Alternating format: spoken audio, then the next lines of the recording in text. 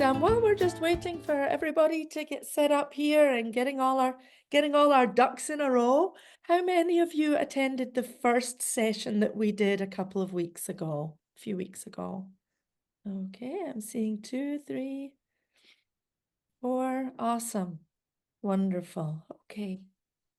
And we are recording today, and we did record session 1 as well. So if anybody didn't see session 1 and would like to, you can go back in and catch that recording. We'll share both recordings after today so that just in case anybody didn't get it, or if you want to share it with anybody, if you are on this call and you're like, man, I wish my team had seen this, or I wish I had been able to share this with my doctor. Our goal with these webinars is to spread awareness as wide and as far as we possibly can about this really important issue. So we want you to share as much as you can. And I put part 1 of the webinar in the chat for everyone to see if you would like to go ahead and grab it. Margaret, I'll tell you what, while we're waiting on Dr. Jackson, I'll do a brief overview of what we did in part 1.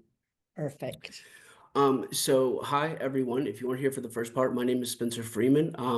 I work with Elderly Mobility. I'm sort of the patient advocate, and I help the SIB Center in sort of a similar role. The reason I do that is because I'm a critical care survivor myself. In 2016, I spent the entire summer in the ICU. So I'm one of those, also a member and also a client, all that stuff. So I'm really grateful to be doing this kind of thing. In the first part, we talked about things from patient perspective. So much of this advocacy stuff, you hear people talk about starting with patients first and patient-centered care, and it just gets lost in this language. And today you're listening to a group of people who mean it. And so instead of beginning with the doctors and the nurses and the therapists and everyone that takes care of us, they begin with us. So we talked about our experiences, what it was like, the good, the bad, and the ugly. There was so much good, so much to be grateful for because we're here talking to you now. I mean, that sort of speaks for itself. And then because the people that care for us are so dynamic, they want to learn, they want to do better. So figuring out what didn't quite go so well and what can be improved on, which brings us to part 2 with some of my heroes. It's really, really surreal for me that I get to do this. Because it was not so long ago that I was the worst patient that these people could have ever seen. You never know. I'm going to quickly, briefly introduce everyone, and then they'll sort of introduce and say hello when you see them. But first is Dr. James Jackson. He works at the SIB Center. He's a neuropsychologist. And well, I can humbly say he's a leading expert in cognitive and psychological recovery after critical illness. He's done a lot of work with long COVID, with ICU survivors, and just improving outcomes for all of us. We also have Dr. Brenda Pun, who's a nurse, which means she's closer to God than the rest of us. She is the director of data quality and clinical program manager at the SIB Center, along with Dr. Jackson. And she specializes in leveraging data for ICU practices, which is really cool. But what makes Dr. Pun even cooler is she can explain all that in a normal, understandable way that can help people, which is what makes it valuable.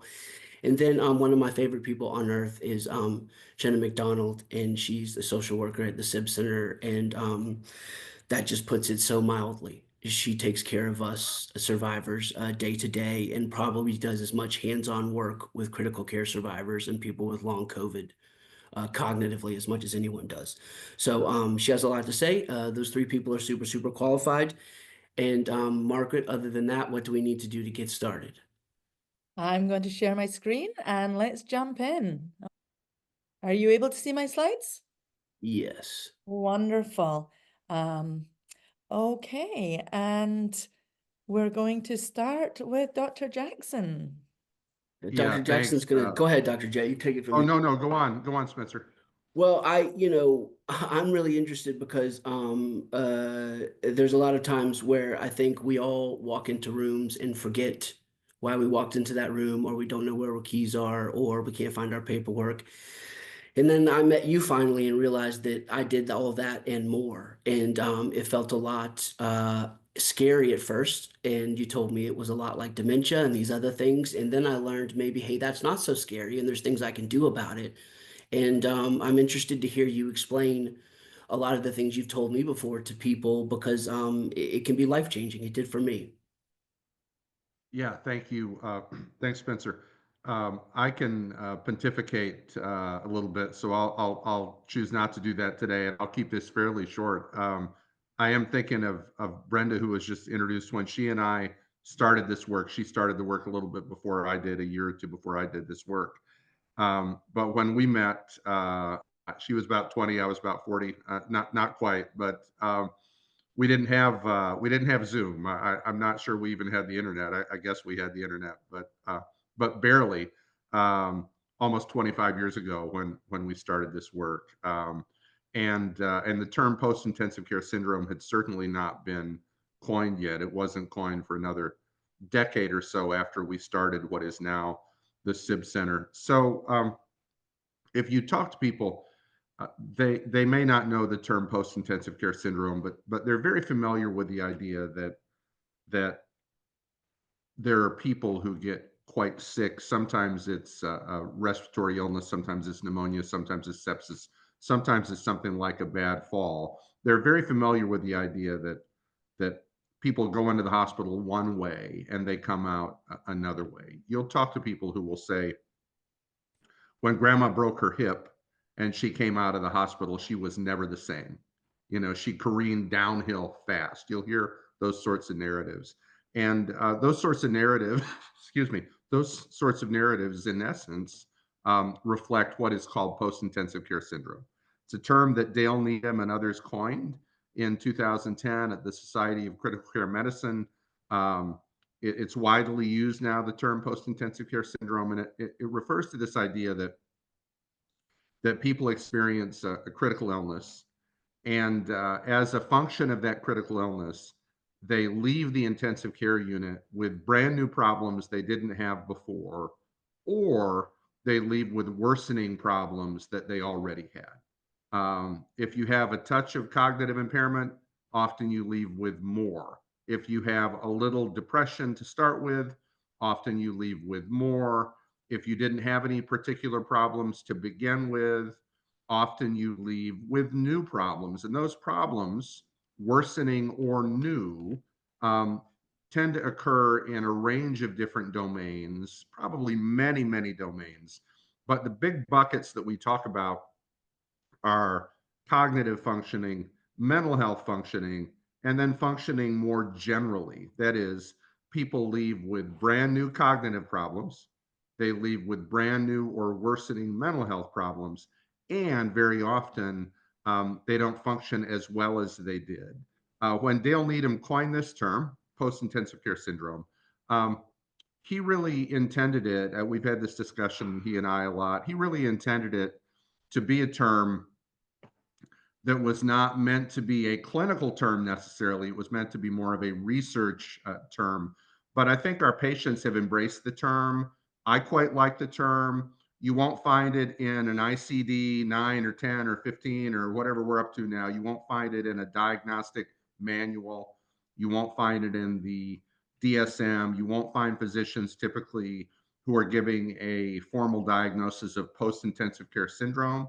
But I think if you know, you know, right? And if you suffer from this, it seems pretty real to you. We'll continue to debate the feasibility and appropriateness of how and when and where the term should be used, of what the definitional boundaries are. But for our purposes today, we're talking about the development of new or worsening problems that didn't happen before.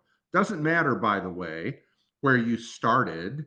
That is, for a long time, we thought that the only people that needed to worry about the effects of critical illness were people who were frail and infirm. Maybe they had 17 comorbidities. Maybe they were 90 years old. They already had one foot in the grave, as they say. We were worried about those folks.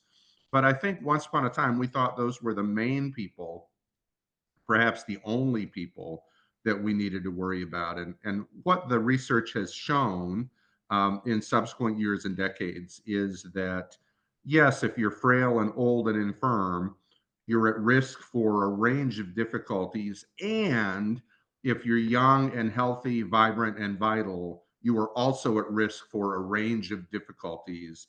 And we'll talk about those. Next slide, please.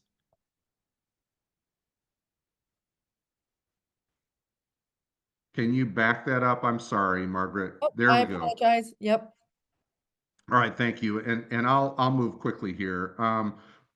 In 2013, we published a paper just simply called Long-Term Cognitive Impairment After Critical Illness, and it described findings from the brain ICU study, a study that we did of 500 or 600 ICU survivors. We've since followed those people for up to 12 or even 14 years. Most of them are dead now. They were relatively old when we enrolled them in the study. So if you add 14 years or now perhaps almost 20 years to that, many of them are quite old. We followed them for a long time. But at the time of this paper, we had followed them for up to a year. And what we found, and I think Spencer reminded me that we want this talk to be more conversational and a little bit less academic, and I'll try to hew to that goal. What we found was that about 1 in every 3 ICU survivors had meaningful cognitive problems, presumably problems they didn't have before. And those problems reflected in a test called the Repeatable Battery for the Assessment of Neuropsychological Status, the R-bands. Those problems, we noted for the first time, were concerning because they were really severe. When you graph the outcomes of ICU survivors onto outcomes of other clinical populations with regard to cognitive functioning, what you find is that the cognitive impairment that ICU survivors have is not quite as severe as Alzheimer's disease, but is somewhat more severe than in mild cognitive impairment. It is absolutely more severe than what we see in mild traumatic brain injury, and it's quite comparable to moderate traumatic brain injury. Not the same in terms of the patterns or the profiles, but in terms of severity, very comparable. Those are a lot of words, right? Mild traumatic brain injury versus moderate versus mild cognitive impairment versus Alzheimer's. Don't get distracted by the words. There's a key take home point. That take home point is that um, the cognitive problems in ICU survivors are significant, and they are significant enough to derail functioning. And functioning, I think, at the end of the day, is the most important thing, right? Like what our patients care about, frankly, is not whether they have a label of mild cognitive impairment or a label of PTSD or a label of this or that or the other thing. It's not unimportant. But at the end of the day, that's important insofar as it informs what we know about functioning. And what we know about functioning is that in ICU survivors, 3.2 out of every 10 or so, the functioning is impaired. We could spend huge amounts of time talking about functioning. I'm deliberately not going to do that, but we see time and time and time and time again people who don't navigate the way that they used to. Years ago, long ago, when Brenda and I were working together in the early days of the SIB Center, I visited a patient in his home. He lived outside of Clarksville, Tennessee, neither here nor there. He was in his 80s, World War II veteran when the greatest generation folks were still around. We don't really see many of them, any of them anymore. I drove up to his house. He had a circular driveway behind the house, behind the old house. 87. I drove up. He was standing behind the car. He was swinging a sledgehammer with difficulty. He was trying to pound a dent out of the bumper in his car. I said, "What on earth is going on?" And he said, "I got into a car accident." And then I thought, of course you did, right? Like that makes so much sense. Of course you did. because what we know with ICU survivors is they have problems in processing speed, they have problems in executive functioning, they have problems in attention. If you mix those up and turn them into a recipe, that's a recipe for problems driving. It's a recipe for problems managing money. It's a recipe for problems managing medication. It's a recipe for problems using technology. Cognitive impairment is important insofar as it speaks to function. Margaret, we're going to jump over a few slides if that's okay. Keep on going. Keep going. Keep going. Cognitive impairment in ICU survivors fits with a range of different models. If you listen to Wes Ely, our friend and colleague, he talks a lot about ICU acquired dementia. And obviously, he's not wrong in that. But when I talk about cognitive impairment in ICU survivors, I have a little bit of a different focus and a little bit of a different frame. And I think in many ways, the more helpful way to think about cognitive impairment after critical illness is as if it were an acquired brain injury. Dementia, as we typically think of it, is slow to develop and it progresses and worsens over time. That doesn't necessarily fit the profile that we see with ICU survivors. What we see in the brains of ICU survivors more typically is there is a rapid acute event, there is a sharp drop off of a cliff, there is profound impairment at discharge. It usually improves by about 3 months. It typically doesn't return to baseline for 3 out of 10 people, but it stabilizes. That's good news to me. It's good news to me that an acquired brain injury model fits the phenomenon that we see in ICU survivors because when someone has dementia, and some of your families and friends perhaps have suffered from dementia, it's hugely sad. You feel hugely helpless. There's not a lot to do. And in acquired brain injury, in contrast, there is indeed very much to do. There's cognitive rehabilitation, there are cognitive training strategies, there are brain games, there are 101 things that people can do to be empowered. So when you think of ICU survivors, think of brain injuries. Next slide, please, Margaret. And next slide. Next slide. We'll talk very quickly about mental health concerns in ICU survivors. Next slide, please. We see anxiety, we see depression, we see post-traumatic stress disorder symptoms, and we see full-blown PTSD. Let's talk about these very quickly. Anxiety typically occurs in 1 in every 5, clinical anxiety syndrome, 1 in every 5 ICU survivors. Depression occurs in about the same number, 1 in 5. Some studies might say 1 in 4, even 1 in 3. PTSD is the thing that perhaps receives the most attention. If you look at combat veterans from Vietnam or combat veterans from the war in Iraq, you'll see in those select groups of people who are exposed to combat rates of PTSD that hover between 18 and maybe 22 or 23%. In study after study after study after study after study of ICU survivors, we see rates of PTSD that are in that range from 18 to 22 or 23%. So I don't know if you'd call it the signature injury in ICU survivors. There are many signature injuries to choose from. But no doubt, one of the key mental health injuries is post-traumatic stress disorder. It manifests in many different ways. Just recently, I saw a patient who went to the dentist. Should be a simple thing, right? Something about that reminded him of being in the ICU. He had a panic attack, was running out the door, utterly unable to seek the health care he needs. We see patterns of avoidance, social isolation. It's really limiting. We could talk a lot more about this, but the main take home is there are problems that we need to attend to, cognitive and mental health. Next slide, please, Margaret.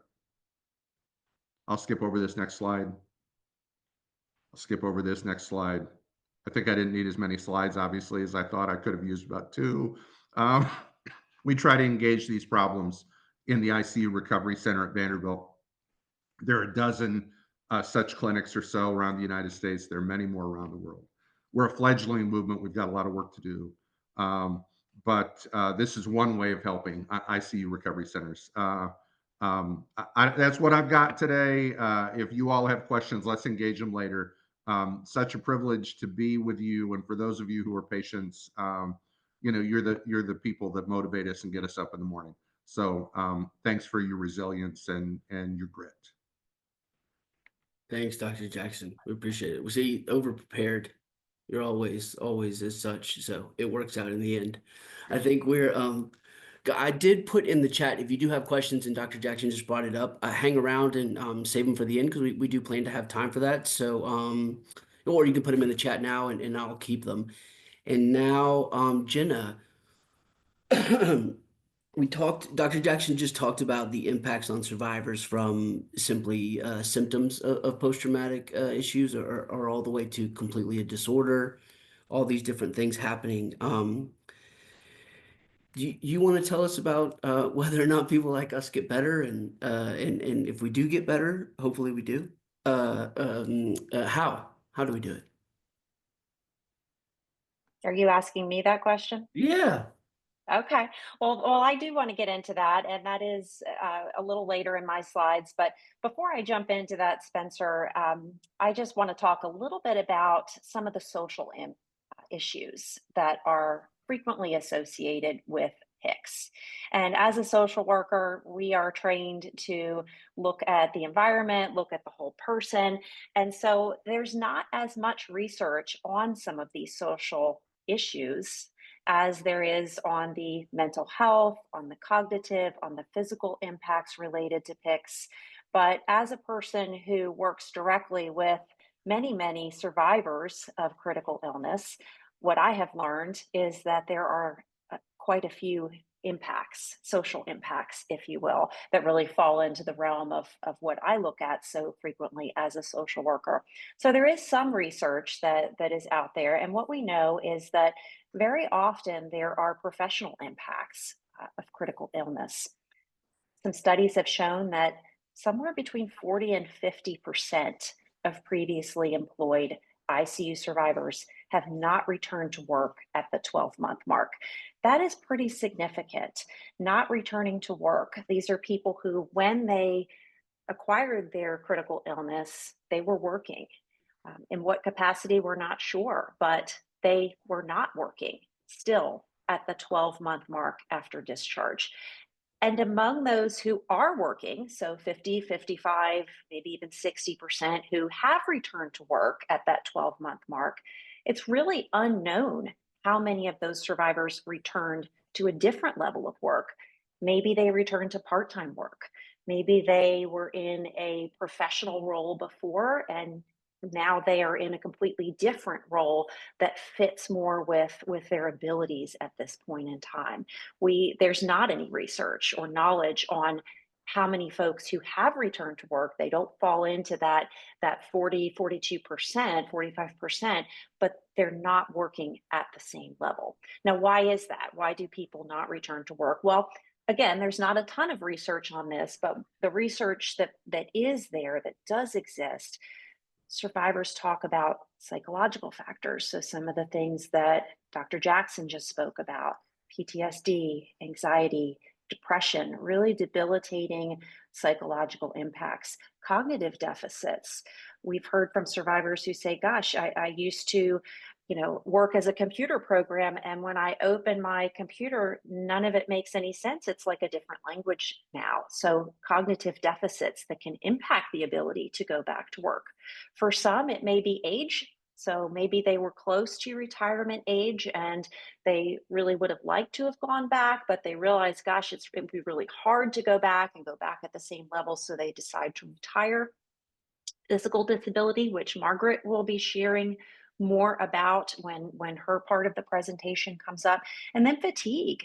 A lot of ICU survivors really struggle with fatigue, and that is a piece of the physical impact. So with these professional issues, as you can imagine, there can be really significant financial impacts that survivors experience. So again, not as much research as there is on mental health, the cognitive and the physical impacts associated with PICS. But what we do know from the research is that patients and families are reporting increasing financial stress after their ICU discharge. So one study that I was really looking deeply at as I prepared for this said that, the people would come out and they would report some financial distress, and then they would follow them, and at 3 months there are more reporting financial distress, and at 6 months there are more reporting financial distress, and 12 months even more, and the distress continues to increase. And so because of that, the researchers were able to draw the conclusion, or the hypothesis, that this could very well be related to the ICU stay. Why are there financial impacts? Well, of course, the loss of employment income. If you were working before and you had a full-time income, and suddenly that's gone, not everybody has long-term disability or short-term disability benefits, excuse me. And even if you do, those aren't paying 100% in most cases. So there's loss of income there. Medical bills. Some folks have, as you can imagine, astronomical medical bills that they face after coming out of the ICU, after surviving a critical illness. And then also there are some family dynamics that are at play pre-illness. And this is a known factor, that if you have a person who was a primary breadwinner in their family prior to their critical illness, and now they've lost their income, and they have several young children at home who they need to support, you can imagine that could really lead to some very significant financial impacts on that family. A single person who is the sole earner and maybe doesn't have much of a support network, you can imagine that this would be a very significant financial impact if suddenly there's a job loss and there's not any type of long-term disability at play, and people struggle to survive. And what we have learned is that patients are often forced to spend their savings. They're forced to sell things. We've spoken with patients who have had to sell things that were really, really valuable to them, borrow money from other people in their lives, look to charity funding. And this can be really, really hard for people to do, especially if it's something that you've never done before. Suddenly having to ask for help from charities, and even refinancing homes. There are many different ways that people have to adapt to survive. But the bottom line is that there are huge financial implications that can come into play when someone has experienced a critical illness. And one person who's a longtime member of our support group at Vanderbilt, he frequently says, "I feel like I'm in a financial straitjacket." And I like to use quotes from people, but this is his direct quote. "I feel like I'm in a financial straitjacket." And this person is more than 5 years out of the ICU and has really, really struggled financially as a single parent to survive. Next slide, please, Margaret. What we also know is, and what we have to remember, all of us as providers, is that these are human beings and they have families and they have lives. So of course they have their physical body, they have their brain, they have their mental health, but they also have a life outside of this, right? So we've talked a little bit about financial impacts, job impacts. There are often relational changes. The research is not as developed, again, in these areas that I like to look at, but some of these relational changes that we know are present is caregiving. So caregiving assistance is required by up to 50% of survivors, and this is 1 year post-discharge. So this is huge, not only for the patient, but also for the caregiver, for the family members who have been thrust into a caregiving role, maybe without much preparation. So this can be very difficult, and obviously can lead to relational changes. Perhaps you have a survivor who has really valued their independence and autonomy, and now they are very, very dependent on another person, on a caregiver. That can really change the dynamics of a marriage or a partnership, or whatever the relationship is between the caregiver and the patient. So lack of independence and autonomy is very, very common. Folks report, "Gosh, I used to be so independent, and now I have to rely on this person for just about everything."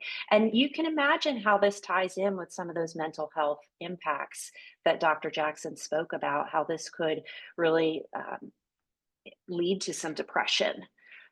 in somebody's life, that suddenly, gosh, I can't be who I always have been. I can't be the person that version 1.0. I have this whole new identity that I have to learn to accept and learn to embrace and even love. Other survivors talk about illness fatigue. This is a term I heard directly from a survivor. And he said, I feel like my family, my friends, nobody wants to hear about this anymore. They said, well, gosh, you've been discharged. It's been a year. It's been 2 years. Obviously, you're okay. Are you sure this isn't all in your brain? This isn't all in your head. It's not all psychological.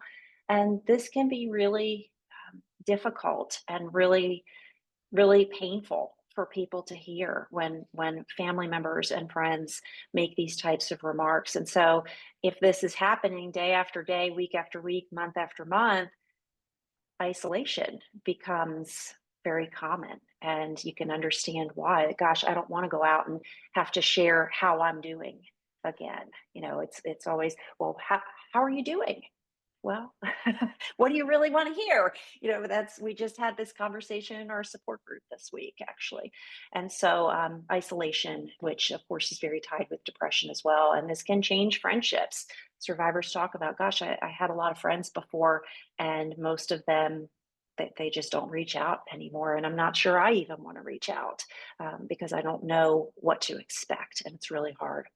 Identity, we find that a lot of survivors struggle with identity. And what is my identity now? Why did I even survive? Especially in the COVID ICU survivor population, they are aware that a lot of people didn't survive an ICU experience with COVID. And so there's that question of, well, why did I survive? What is the purpose here? Can I still live according to my values? And maybe that's values of independence. Maybe that's value of being an amazing parent. And gosh, I feel like I can't do that anymore because I can't be present at my kids' sporting activities anymore. I have these new limitations. Again, these are people, these are human beings, and these are ways that they can be impacted. So there's often what we're looking at here is a grief tied to the loss of the old self, that version 1.0. And of course, we as mental health providers, we know that you're still the same person. This is one experience of your life, but there is still a grieving that has to happen there. One survivor just said, I don't even know who I am anymore. I look in the mirror and I don't know who that person is looking back at me. Next slide, please. So how do we address these issues? This is getting to your question, Spencer, that you asked me a few minutes ago. How do we address this? How do we help people downstream? Brenda, I know we'll talk about upstream, and I'm talking a little bit here before that about downstream and how we support people after they have survived. One really great way, and in my opinion, the best way we can support people is through offering support groups. These peer connections are just huge. So many times survivors say, nobody understands. All of my friends, even my family, they care about me, they're supportive, but they don't really understand. If you could see the power when these survivors get together and they share something that they've been really nervous to share, and there's 5 people nodding and saying, yeah, I've been through that too. Those peer connections can help survivors feel less alone. I'm not carrying this alone. I'm not the only one. Struggles are normalized. So instead of hearing, gosh, isn't this this might all be in your head. You should just be pulling yourself up by your bootstraps, whatever it may be that people are saying. Suddenly the struggles are normalized that, yeah, you've been through something really serious here. You've been through something life-changing. And of course, you are having some challenges and some struggles. Me too. So this is really powerful. Survivors are giving and receiving support. And I mean, I put it in here, this quote, I can truly say my support group has saved my life. I've heard this more than once, not just in our support group at Vanderbilt, but the CCSN support group over in the UK. I visited that group and heard at least 2 people say, this support group has saved my life. Doesn't get more powerful than that. Next slide, please, Margaret. We also really work on helping survivors make meaning. So what we find is that with the grief process, a lot of us know the stages of grief, the denial, the anger, the bargaining, but eventually we hope that people will in that grieving process get to a place of acceptance. And when they do get to that place of acceptance, that this is a part of my story, how can I make meaning? How can I move forward as version 2.0? Oftentimes we see that survivors do find these new strengths. They find new passions. And this could be anything from art to looking at some of their old strengths and figuring out how they can integrate that into version 2.0, into this person that they are now, and learning to love this person that they are now. So sharing one story is one way that survivors can advocate. Those of you who were here in November, you heard a few of our survivors share their stories. Spencer does an amazing job of going out and sharing his story, and this can really be a gift to the survivor of processing and really sharing what has happened to them, and a gift to others, again helping others feel less alone, helping others know that that what they're going through is, they're not the only ones. And so there are many ways that people can share their stories, and we love working with survivors to help them when they're ready and if they're ready to share those stories. Again, it's not going to be for everybody, but for those who do want to share their stories, we have found that it's been really powerful.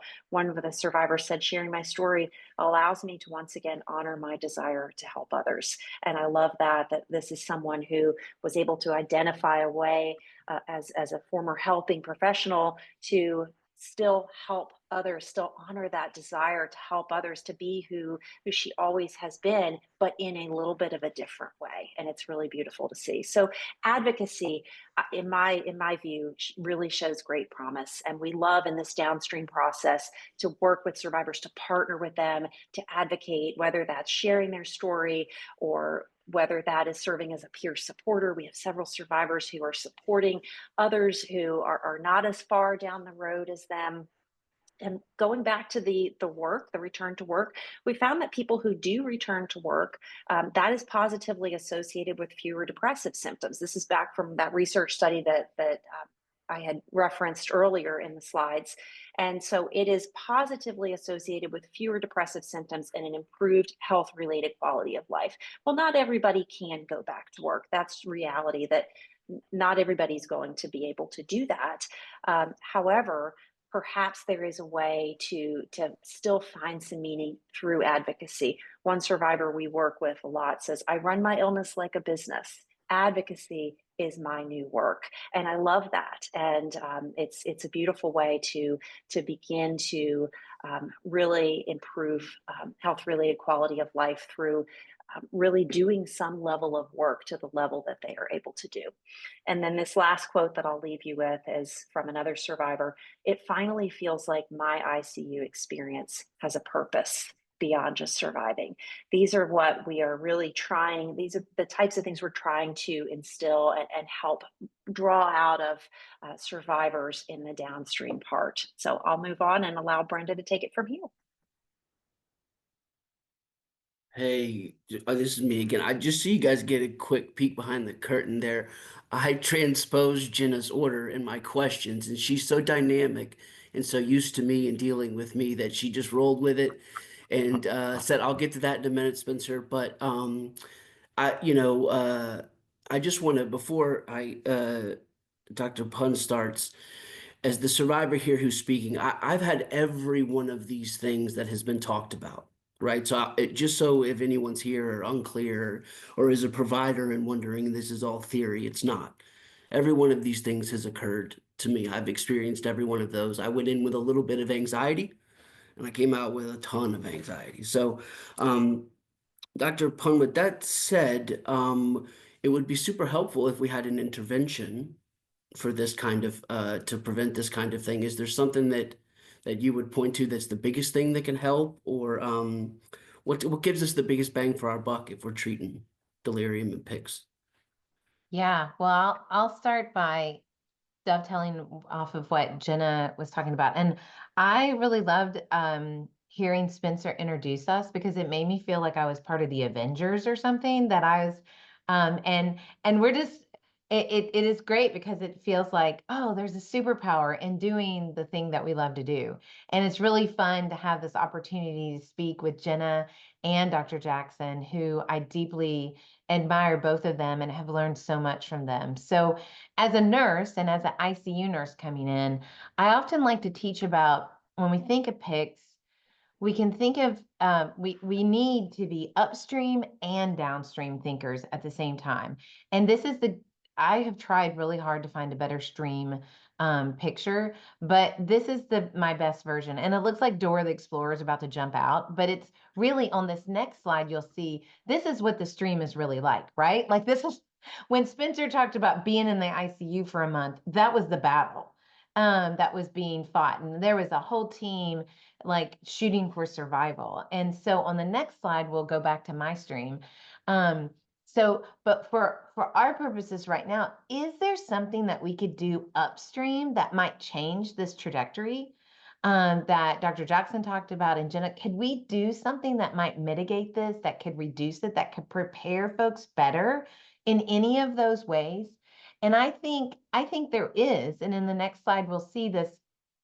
What can we do in the ICU that helps us to focus our care so that our upstream thinkers, and maybe there's some of you on this call right now in this webinar, that you are providers that are upstream, or you know providers that are upstream. And what could we do to be really thoughtful about our care and to know the reasons behind our care and the potential impact of the decisions that we're making?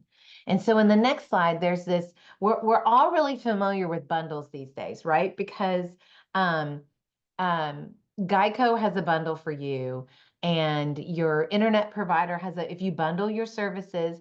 At my local McDonald's, there's a big rig bundle. It's not healthy. But the bundle that I want to share here, and in healthcare, we've learned if we bundle things together, it helps us as a team because we all know there's not just one person taking care of a patient, and there's a team of people.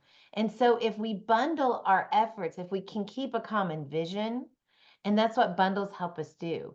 And this is one called the A to F bundle because there's too many letters in between there. And it's helping us say every day we're going to think about these basic and core things for our patients so that we don't let anything fall through the cracks, that we keep these as standards. The way that I like to teach ICUs about this is I think they should wallpaper every patient's room with this. So every patient that rolls into that room, this is the basic care that they get. And that this would apply to everybody. And so on the next slide, I'm going to pull out some components from this bundle. Again, it helps organize us around the patient, keeping the patient in the center. And on the next slide, we'll see that if we look at the first three letters here, and again, we could have, and there are courses that are each letter is a lecture, and we can dive deep into them. But just as a real high level, the goals of these first three are an awake and comfortable patient. That when I started in nursing school, my very first ICU job, my preceptor taught me, and I walked out of here saying, if I'm ever in here, knock me out. I don't want to know what's going on. I don't want to be aware. I want to be knocked out. I don't say that anymore. I want my pain controlled to the best of your ability to control it. I want my sedation there, but targeted at a light level, that I'm just a little below the surface. Like if you think of an iceberg, just a little below the surface. And I have times where I wake up, or maybe I don't even need sedation. And I want you to use whatever tools that help you keep me at a light level. It's winter time where I am. I know that we've got folks from around the world here because I see somebody who's it's summertime for them. It's winter time where I am. And I in my house have a heat problem. So I am colder than everyone else. So I go over to the thermostat and I take it up to like 80 when I'm cold. I really only want it at 67, but I go to 80 because I think it's going to get hotter faster. And my husband has very politely in helped to re-educate me on this, that it won't get to 67 any faster if it's set on 67 or 80 or set, whatever my goal is. But in healthcare and ICU nurses, we've been guilty of that. That, oh, whoa, my patient wiggled their toes, they're moving, I don't want them to pull out a tube. I'm going to crank up the sedation to calm this situation down. And I overshoot where I'm cranking it up to. And then I'm busy and I'm getting about my business with all my other patient and this patient, and I never crank it back down. So I overshoot. So there's some tools like daily awakening trials. That's what those SATs are. So spontaneous awakening trials that help us to have a daily check, maybe even a multi-day check, to back down on our sedation, to keep that light or tight titration, that we don't overshoot like I'm guilty of with my thermostat. And then choosing the right drugs that we know, and it is well documented that there's a big class of drugs that's frequently used called benzodiazepines. Those are the categories like Valium is a very common name, Ativan, that you're familiar with those terms. We should not be our first choices and really should be kept for a very small number of patients. They're really good at knocking people out, but they're really bad for your brain and long-term effects. I even talk about how they pickle your brain. And maybe they're one of those culprits of that brain injury that Dr. Jackson was talking about. But choosing the right drugs and the better drugs that are easily reversible, that we can get that tight and light titration so that we can stick with our goal of awake and comfortable. Next slide. And then that puts us, and then the next slide, that puts us to the D part of this bundle, which is delirium. And in the next slide, we'll see this is like the textbook definition of delirium, but I underlined a few words. That delirium means that acutely, not like what Dr. Jackson was describing earlier for dementia, that's slow over time, that your brain is in brain failure for an acute period. Your consciousness is off. Your ability for a sustaining attention is off, even a short 10-second attention span. You might have hallucinations and delusions. You might not have those, but your interpretation of your surrounding is impaired. When you lose attention, you can't have memory. It develops in a short period, and there's things going on with you that you've got an infection, or we might be giving you drugs that are deliriogenic. There's this combination of things that might be turning the brain into this vulnerable state or tipping the scales. And on the next slide, we see that when we think about it from a patient's perspective, this might be what's going on. That from their perspective, they might think this is how they're misinterpreting their whole environment around them. And it might be completely in a dreamlike state. It might be that they are taking cues from the environment and it's turning them in a delusional way into something else. But on the next slide, we'll see that I want to share this. This is just, if you want to hear a great story, and many of you on here have stories to share of your time in the ICU, this is on our website and is a really, Melissa and Doug, this is her sharing her story of the picture that you just saw, like what it was like for her. And on the next slide, we'll see that, so from our perspective as the bedside nurses, we see you in one of these three categories, and you're the iceberg. We don't know that you're seeing all the stuff or thinking or dreaming or whatever, whether it's a positive or negative thing for you. We don't see all of that. What we see is you meet that criteria for delirium, and you might be hyperactive. You're fidgeting, you're pulling on tubes, you're moving your legs. And I don't like that as an ICU nurse. Spencer, you alluded to maybe not being the best patient assignment. These hyperactive delirium patients, that's the ones you don't want assigned to every day, right? They will wear you out all day. Because you're afraid they're going to pull something out and harm themselves. That they're going to pull as they're wiggling, things are going to move that they need. And then on the other end of the spectrum, that same definition of delirium, but these patients are hypoactive. they're a great patient assignment. They don't move. They're kind of staring blankly or not at all. When you ask them to squeeze your hand, they squeeze, and they could keep squeezing for the next 10 minutes if you didn't pull your hand out of their hand. They are, I sometimes say they're kind of in suspended animation, but they're not wiggling, they're not pulling anything out. And either one of these patients could be having a horrific experience under the water or no experience. And they might remember some of it and they might not. They might be having a little bit of some positive experiences versus a little bit of some negative experiences. And many of us have had the experience where something jars us in the middle of the night and you wake up. You're like, what was that? What was that? Was that my dream? And it takes you a few seconds and you kind of get your reality filter going on. And you say, that was not real. This is real. I know my bearings. I know where I am. I'm in my house. I'm in my bed. But these patients, they're riding this roller coaster. And so whether it's stuff that's happening in them that's fueling that tipping in the brain, or whether it's stuff we're giving them, they're going up and down. Some of them staying up more, some of them staying down more. And that's what we would call mixed delirium.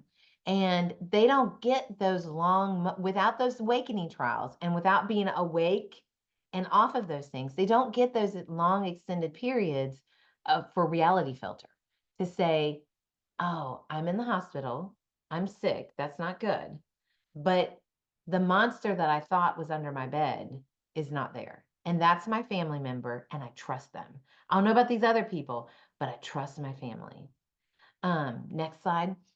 And so that's the delirium experience. And we ask ourselves, what can we do? And I'm going to just step through these. This is my 3 things you could do as an ICU practitioner. You can stop, think, and lastly, medicate. So let's go to the first one, stop.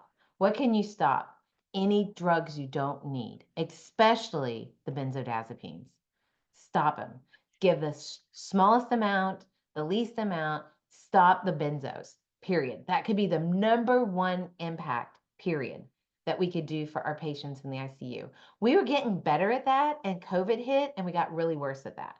And so many places sort of feel like, oh, it's nurses that never knew a time when there wasn't benzos being used, which was for a lot, and now during COVID, they came on, they started using them, and they think this is great. This is how it's supposed to be. My room is so neat as a nurse if I've got a patient on a benzo, because they're not moving. They're not messing the bed up. It looks neat and it looks like I'm organized. But an awake and comfortable patient, they might be moving in their bed because my bed doesn't look made when I wake up in the mornings, right? And so that's the first thing we can do. We can stop. The next thing is we can think. We can teach our staff to think about the common causes of delirium. And if you click 3 times, Margaret, here is we can, well, go back one. And so we can think of those, is there something going on with my patient? Are they not breathing right? But we can think about these non-pharm things. Am I doing them? Non-pharmacologic, are their feet on the floor? Margaret's going to get to that. Can they hear? Do they have their hearing aids? Do they have their glass? Can they interpret this situation around them? Are they getting any sleep? So we can think about those things. And on the next slide, and I'm just touching on this, and you'll have these in this recording. Should we give them a drug to treat the delirium? Does any drug work to treat the delirium? And the overwhelming evidence says no. Right now, we have no drug that treats delirium. And on the next slide, and these are just the studies over time, the guidelines say they recommend against this classic group of antipsychotics, the traditional and the non-traditional ones, to treat delirium. And on the next slide, we're left with, should we ever use those drugs? And the answer is maybe, but don't use it because you think you're treating the delirium. You're not treating their acute confusion, but you might settle them down. So think of them as behavior drugs, not brain drugs. And the behavior, they will settle them down. And so treat for those symptoms, and for the shortest amount of time, lowest dose that you can do. And the next slide. So this is what I like to teach. Stop, think, and lastly, medicate. And if we can have our ICU staff doing that, I think we can dramatically decrease delirium in our populations. Next slide. These are just sort of a summary. When I talk about delirium, I got to talk about a little bit of sleep. And if you just look at that orange column, all these studies found, well, most of them found a little bit of improvement with sleep in their ICU patients with these bundles. They were doing sleep bundles. And so on the next slide, these are generally the recommended things in the ICU to improve, make a better environment for sleep. Reduce the noise, cluster our care. In the daytime, I want you moving. At nighttime, I want to reduce interruptions. It's like we live, right? In the daytime, we move around, we get out some energies, and at nighttime, we don't have somebody coming into our room every 5 minutes doing different things. Having eye shades and earplugs, music, and medications, none are specifically recommended, but there are options for us to go to that may work. And the jury's out there and from a literature perspective, but they may work and they may be better in some patients versus other patients. Next slide. So what I think we can do to answer Spencer's questions is if we can stop some of our drugs, especially our benzos. Next slide. We can get the family to the bedside, which Margaret's going to touch about a little bit on the next slide. We can get our patients' feet on the floor. Then we can change this trajectory from the patient that leaves to in this harder spot to maybe a better spot that's a little bit more of a victorious or a more thriving survivorship for these patients. That those are some things we can do upstream to help our patients. And I'm going to pass the baton now to Margaret, who's going to talk about those feet on the floor and what to do for that. Thanks, Brenda. That was great. I was going to tell you, I looked through my chart the other day for something, and at one point I had, in my system, in like a 4-hour period, I had 6 milligrams of Dilaudid, something like 40 milligrams of Librium, uh, 6 milligrams of diazepam, like all at the same time. Yeah. And so because I broke a bed and I ripped my tubes out and I was withdrawing, I had a lot of symptoms. And as you said, it was that worst case scenario. And so I'd love to talk about that because there was no other option, right? So no one's to blame, no one's at fault. And yet here I have this delirium. So Margaret, I one of the things that Dr. Reedy tells me all the time is I have to keep moving. And I think he's telling me that on a number of different levels in life, but I know specifically he's telling me I have to stay active to keep my body healthy. And we're talking, Dr. Pun, Dr. Jackson, and Jenna just talked about the cognitive effects, the life effects, all these things. But if we have to keep moving and our muscles are so important, how does that work and why is it important and what's happening there? Yeah, thanks, Spencer. And I want to just share with you. So I'm a physical therapist by training. I'm a CEO of earlymobility.com, and we get the honor of getting into hospitals and helping teams implement this evidence that we've just been talking about. And again, I loved what you guys said before, Brenda and Jenna. These are real people, and Dr. Jackson too, real people. Every statistic we see, every mechanism we see, every diagram we see of something that's going on, these are people's lives, right? And Spencer, you nailed it. Like, we know, all of us know we should move more, right? I have a stand-up desk that my husband built me. I love it. But do you know, it took me having my watch to tell me when to stand up. And then I would use my desk, right? So those little cues, even as much as I know it. So the early mobility and exercise is so very important. And one of the things I love about this diagram here on this slide, as opposed to this one, they're not necessarily in order. All of these elements need to be at the same, we need to be addressing them all concurrently for our patients. And I think for those I know on this call today, there are a range of people. Some of you are providers, some of you are clinicians in the ICU, some of you manage teams who are in ICU, some of you are survivors or families of survivors. And I think one of the things that we need to do better, and those survivors on this line, help us understand this, and please share in the question and answer we'll have at the end.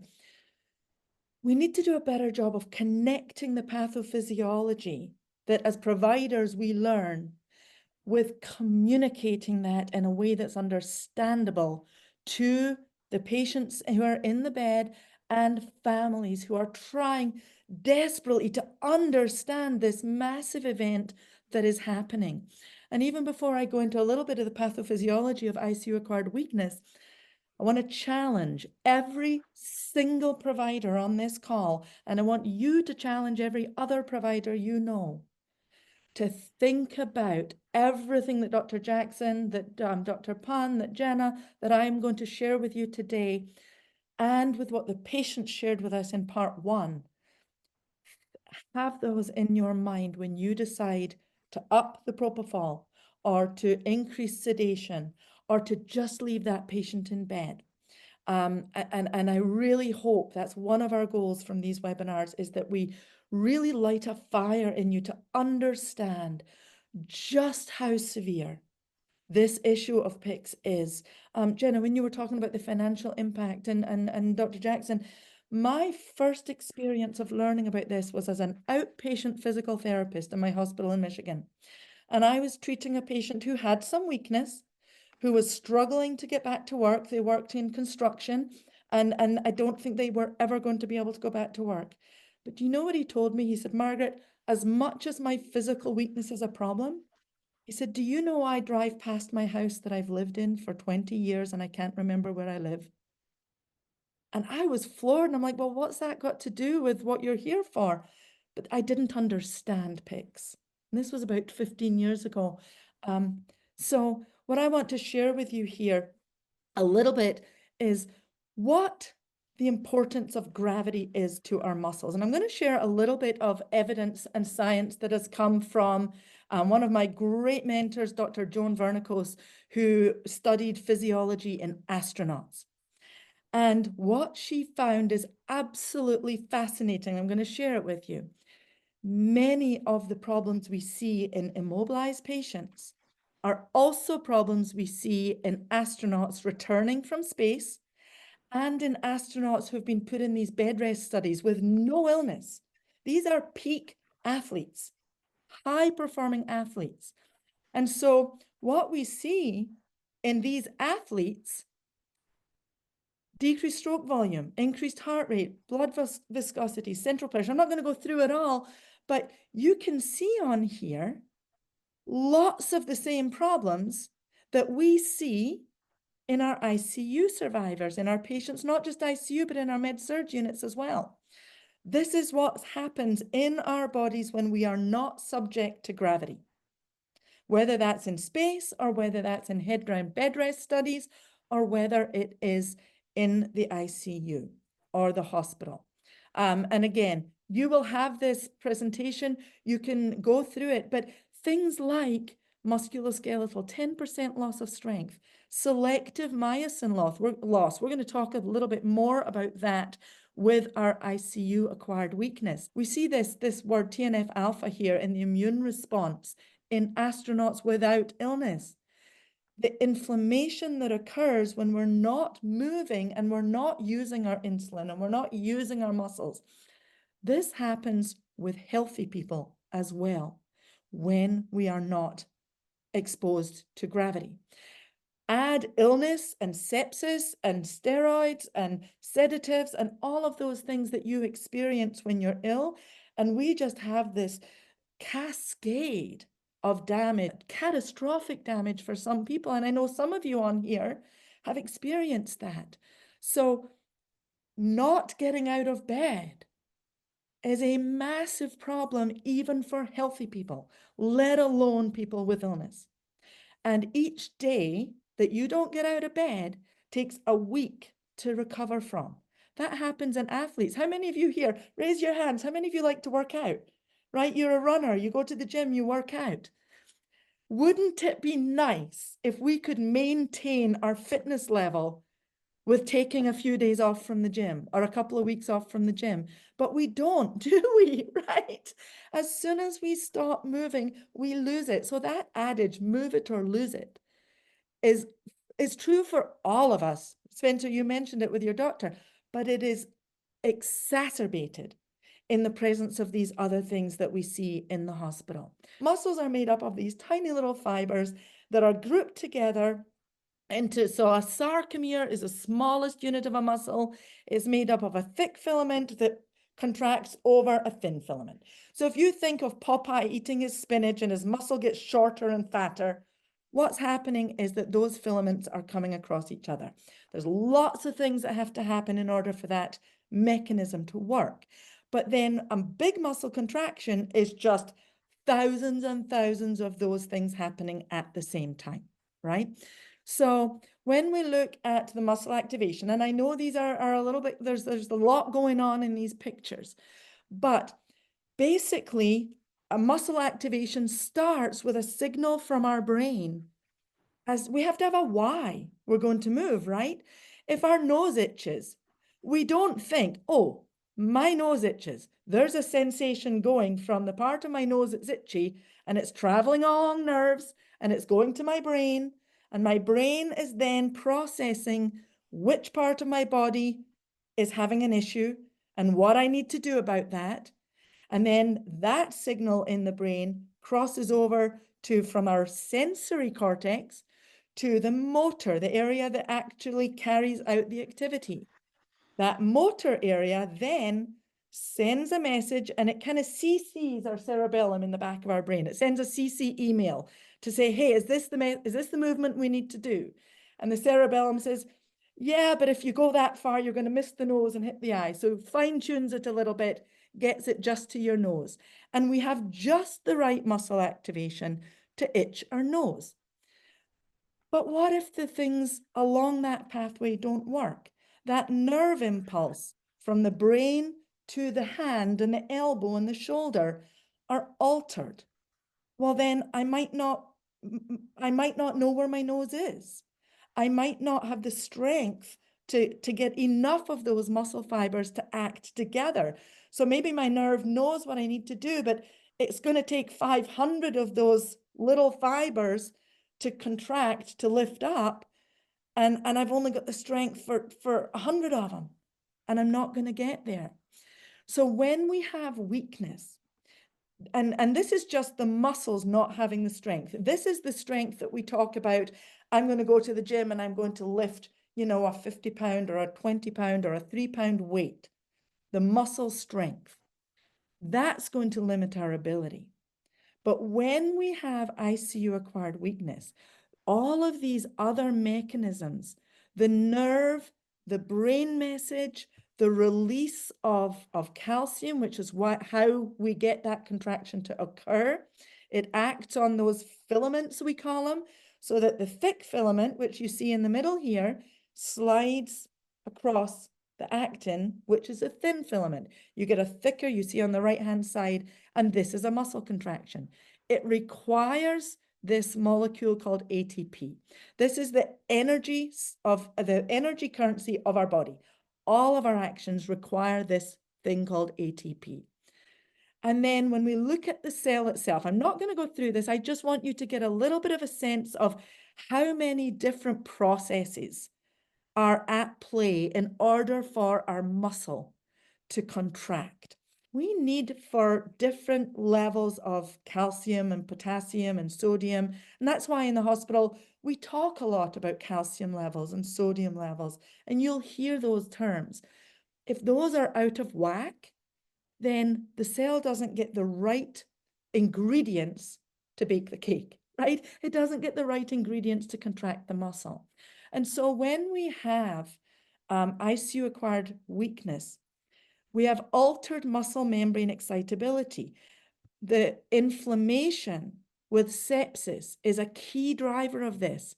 But what we have to understand is every day we don't get out of bed, remember this happens in astronauts, immobility increases the cytokines and the expression of TNF-alpha. One of the sources of this inflammatory chemical is from our gut. So if we're not up and moving, how many of you survivors, I think you can probably attest to this, even those of us who have been constipated, what's one of the best ways that we can get our bowels moving? We get up and we move and we walk, right? And so that increases our ability to move our bowels. Our gut, when we have stasis of our bowel contents, is one of the areas where it reproduces or produces more of this inflammatory chemical.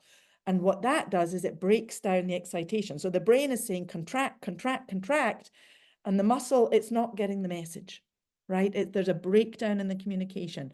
And this is why when you try to lift your arm and you're like, why won't it move? These are the kind of mechanisms that are at play.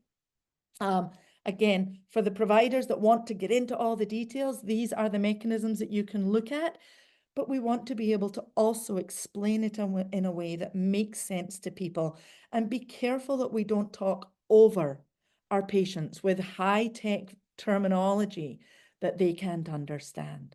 The other thing that's really important to understand with ICU-acquired weakness, it's not the same as not running for a week and getting a little bit weaker, and then I can get back to running and I can build those muscles up again. ICU-acquired weakness is the organ dysfunction of the muscle system. So we talk about kidney function, we talk about liver function, and we have ways to measure organ failure in those organs, right? Brenda and Dr. Jackson, you talked about delirium, right? An acute brain injury as the brain organ dysfunction. And then this is the muscle organ dysfunction that we see with ICU-acquired weakness. And it is very quick to happen, and very often it does not get completely better because we damage the muscle itself. And this is an article that's very interesting that looked at mechanical silencing, just no stimulation on the muscles, as being a primary source of these same problems. And this study by Bat and colleagues found that this was even without sepsis and glucocorticoids. Sepsis and glucocorticoids make it worse, but even without it, without any mechanical stimulation, we see these problems. And we know that also when we see ICU-acquired weakness, what we call biogenesis is the muscle's ability to replicate itself, right? So our bodies are constantly going through replication, making new tissue. Our mitochondria are that little piece of the muscle that produces ATP. Remember, we talked about ATP as your energy currency. What happens in ICU-acquired weakness is that the biogenesis, the replication of our new muscle cells gets damaged. So the new ones our bodies are making are damaged. If you're very interested in reading the mechanisms of that, I've included the articles for you here. They go into a lot of detail. But what this means for you as patients, and I'll get over this slide because I think it's just a lot of detail. This is why you have this weakness that you can't understand. Why can't I strengthen? I'm going to the gym. Why will this strength not come back? This is why it doesn't come back. And Brenda, you mentioned there's no pill that can prevent delirium or treat it. With mobility, there is only one thing that's going to treat immobility syndrome, and it's mobility. But also, when we stand up, we've got to get gravity, we've got to get weight bearing. A lot of people ask, is it enough to sit at the side of the bed? For some of you, that's all you can do.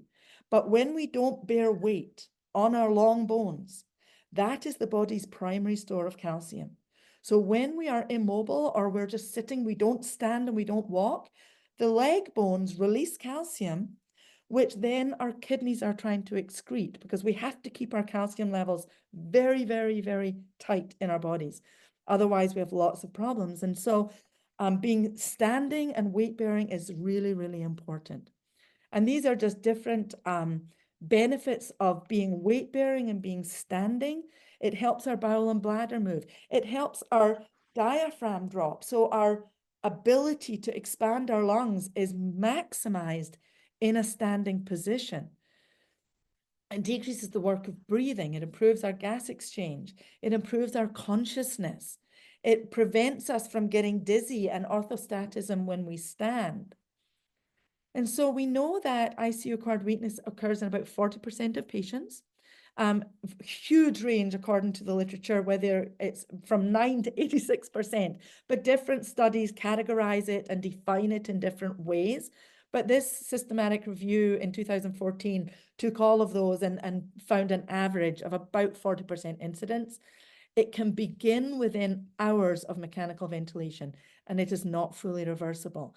And so we've seen the consequences: prolonged time on a ventilator, difficulty weaning, increased risk of dying, increased risk of long length of stay and needing either institutionalized or family care after hospitalization, quality of life. You've heard that from the other speakers, an inability to actually do the things we want to do or need to do to earn our wage and keep paying for the things that we need to pay for. That is hugely impacted by ICU-acquired weakness. And it is not 100% preventable, but it is largely preventable. And Brenda, the big thing you mentioned, the most important thing is get rid of the sedation drugs. Don't put them on at all. I know you may have heard Kaylee last week, Kaylee Dayton, and the walking home from the ICU, this idea of awake and walking ICUs. It is that people can be awake, autonomous, communicating, and mobile as soon as possible. And the absolute indications for sedation are not because they've got an ET tube. And you guys, we'll have some questions and time for that afterwards. There are some definite indications, but just because they're on a ventilator is not one of them. We've got to keep people moving. And we, again, understand it starts within the first 4 to 8 hours of being on a ventilator. So time is of the essence. A couple of days in a coma or in sedation won't hurt them. No, that's not true. It absolutely will. And for all the reasons we've talked about today. And then insulin resistance. We've got hyperglycemia will also increase all of these things that we've told. The biggest way that you can use insulin is to exercise. That is the best way that our muscles uptake insulin from the blood. So if we're not using our muscles, that sugar is sitting in our blood and it's not being used. And we've got a much higher risk of hyperglycemia, which is bad for everything in our body. So I've got just a quick video here to show you. It's only a couple of minutes, and then we've got about some time for questions. But what do you do with those patients who are really weak and who are heavy, and when we don't have enough staff? We hear about this all the time. There's lots of pieces of equipment that you can use. Can you guys see the video? Is it playing? And there's no sound with this video, but this gentleman, Chris, he was in the ICU. He came back afterwards as a patient and was gracious enough to let us video him doing some of these things. And this is, if you don't have safe patient handling in your facility, I strongly encourage that you ask the questions, get some of these tools, because this is 2 nurses who can safely get this person up to the side of the bed. Proning people, we did a lot of this during COVID, and it was very, very hard on the caregivers, not just on the patients. There's beds that will stand a patient up if they're very weak. And this is something where remember we talked about the importance of weight bearing and being upright against gravity. If you don't have the muscle strength to do it by yourself, there are tools you can do it with. How much lifting are the nurses doing here? None, right? There's powered stand aids. The lift itself will lift the patient up instead of hurting the nurses or the therapist to try and get them moving. There's lots that we can do here that is safe for the caregivers and it's safe for the patient, even if we failed to do the things to prevent the ICU-acquired weakness. Let's get these tools in place so that 2 people can safely move somebody, even who is, Chris is about 450 pounds. Some days he goes between 550 and 450. Think about those patients in your facility. How much mobility do they get? So again, you can use this equipment with all patients, but what about walking slings that you can put on a patient? This is doing all the work for him to stand up because that was the most difficult thing. But once he was up, he was able to walk. This is with a vent, with all the lines, tubes, drains that you see. He was safe. And if his legs buckle, are we worried about his legs buckling? No, he's safe. He's in a harness. So we can let him do more things without worrying about him falling. He can get up and he can wash his own face at the sink. For those of you on the call, I'm going to just end with that here and ask you, would that have been something that would have been nice to be able to go and wash your face at the sink and do your daily care for yourself? You can do thumbs up, right? Or any reaction. So I want to just end with all the team members. This is a team goal for everybody. It's everybody's job. And patients and families, you're in the middle, but you have a role to play too, right? As you know, is to help participate with this process. But everybody is part of the team to make this happen. So I'm going to stop sharing there. And I know we've got a few minutes for questions. Spencer, I'm going to give it back to you. Thanks, Margaret. I appreciate it. Yeah, we actually do have two questions. I appreciate everybody who shared today. I'm sure everyone on the call is very grateful. First, Dr. Jackson, you got the first question. Xavier in Australia sent us a question, and I'll read it for everyone, for the benefit of everyone on the call, before Dr. Jackson answers. He asks, do you have validated assessment tools with ICU survivors who have previous comorbidities? He's speaking specifically about intellectual disabilities, people who clearly experience PICS symptoms, but there are issues of communications or problems with traditional assessment instruments such as IES or HADS. Dr. Jackson, you go right ahead. Yeah, sure. Thanks, Spencer. And Xavier, that's a great question. I think the answer is there are not many such tools, and I think that's an area where we need to do better. I think often we're concerned about what happens to people who are cognitively intact when they are in the ICU. We know they go from cognitively intact in some cases to cognitively impaired. But where we haven't focused much is on what happens to already vulnerable people who are cognitively impaired or intellectually limited. What happens to them? And I think although there's a floor effect, those people are particularly vulnerable, and we haven't studied them. We haven't attended to their outcomes in the way that we should. So it's an area we need to improve. I don't think there are many such tools. If you're aware of some of those, I'd love to talk about them. If you want to send me an email, I'd love to have a Zoom conversation and share what I know, learn what you know. I think that'd be very productive.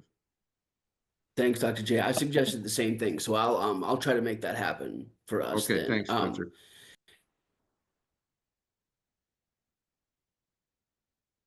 Spencer, The you're next muted. question is, thank you so much. The next question is Dr. Pun.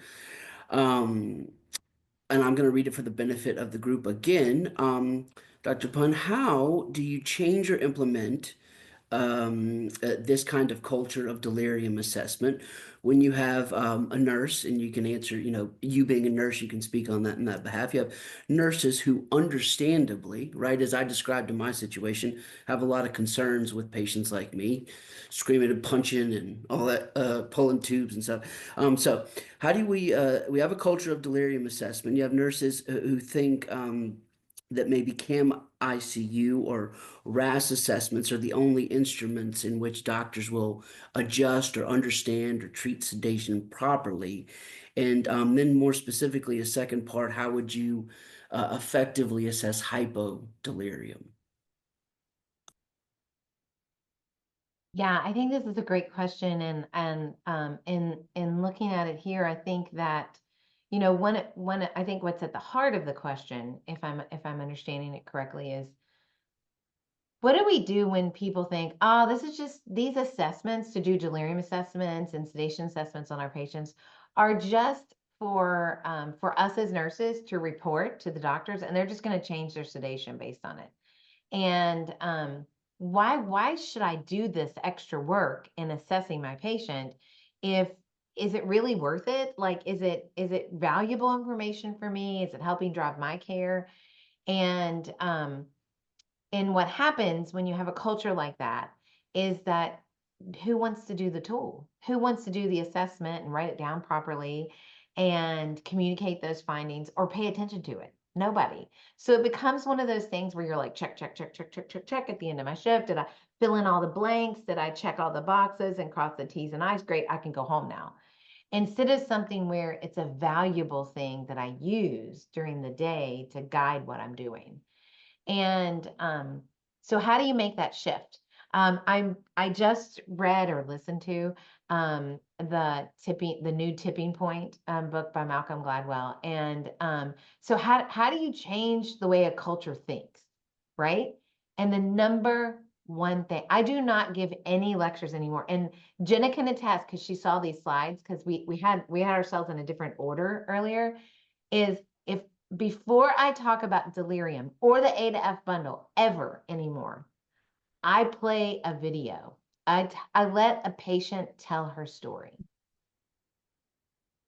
And that's exactly what this series has done. The urgency, the understanding of why do I do that tool has to be that by doing this, it's worth the investment because I care about that person. And now I know more. And I believe that most nurses, most bedside clinicians care about the people they're caring for. But they don't know what happens after they leave our doors. So by letting the storyline and changing the timeline of what we understand in the ICU so that we see a longer story, that changes what I'm willing to do now, because I didn't realize I was wrecking people's lives. And I didn't realize. And so I think that that's the number one thing that I do is I make sure a story is being told. And you can borrow ours from our website, but I say borrow because you need your own and you have them.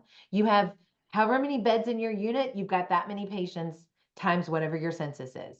They're leaving and you've got to get to know your patients, find out their stories after they leave, invite them back to tell their story of what it was like. So that's what creates this urgency of why I do it, and teach your staff how to use it.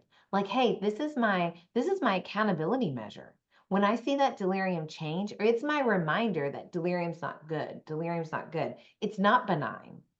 It's associated with lots of negative outcomes. So it's we've said this for a long time in the past. It's my canary in the coal mine. If it's yapping, if it's positive, it means that there are other things not going right. So it's important for my care as a bedside nurse. Now, there were like 3 questions in that, and whoever asked the question, if you want to email me the rest of them, I know we don't have, I want to land it there, but I'm happy to answer the rest of the questions about unable to assesses that are overused and all that stuff. But just email me, and I'm happy. I'll put my email in the chat here to keep the conversation going. Thanks, Dr. Pun. So to reset again, part 1 of the webinar is available on YouTube. We will get part 2 up as well. Please go. I saw a couple of people, I got messages about how cool the equipment was and the video was. Please go to earlymobility.com and check this stuff out. Margaret is the CEO and has taken the time to bring someone like me on, like because it is so valuable to tell these stories. And go to icudelirium.org at the SIB Center, because there's stories there and you can meet these providers. And if Dr. Pun felt like an Avenger, then my job was done, because that's exactly how I see them. You all should know that these doctors do a lot of this stuff off the books, and are super helpful, and they fill out forms when they don't have to, and they hang around and they take calls after hours, and it isn't pretty and it isn't exotic, and most people don't even see it, but that's what Dr. Pun's talking about. So they mean it when they say connect offline. Is there anything else? I want to do something real quick since I'm the only survivor here and I sort of represent the first part of this. And I just saw Barbara's face. So, um, one of the big things that helps us survivors, and I think I can do this pretty quickly, is the power of connection and love.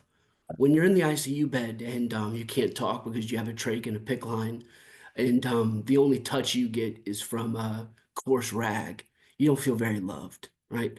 So, I'm going to read this quick poem as we leave to remind you all and maybe evoke some of that thing that brought you to go to school or that brought you to this Zoom meeting, or maybe it'll give you the energy you need to get through the next day. So that's the power of poetry. So this is by Edna St.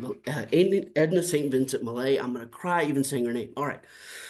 It begins. Love is not all. It is not meat nor drink, nor slumber, nor roof against the rain, nor yet a floating spar to men that sink and rise and sink and rise and sink again. Love cannot fill the thickened lung with breath, nor clean the blood, nor set the fractured bone. Yet many a man is making friends with death, even as I speak, for lack of love alone. It well may be that in a difficult hour, pinned down by pain and moaning for release, or nagged by want of past resolution's power, I might be driven to sell your love for peace, or trade the memory of this night for food. It well may be, but I do not think I would. Every time I go back into the hospital, I remind myself I need this, and I need all of you. So thank you so much for all of this. If you have any questions, go to the website, email us, contact us. We're on Twitter. Go to walkforpics.com. We have a cool website. You guys want to say anything else before we go, or is that it? Love one Great another. job. Good night, John Boy. Thanks everyone for coming. Love Bye, one guys. another. Love one another. That's right. Amen. Love it. Yes. Thank you all. Good word.